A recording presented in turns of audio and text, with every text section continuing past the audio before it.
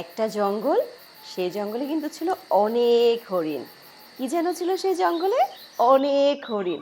আচ্ছা, একটা জঙ্গলে কি শুধুমাত্র হরিণ থাকে? হুম, সেখানে থাকে বাটারফ্লাই।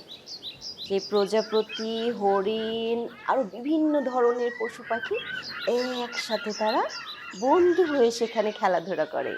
আর এদের মধ্যে ছিল অনেক বন্ধুত্ব। আর এই বন্ধুত্ব কে তৈরি করে দিত? কে মা? লায়ন।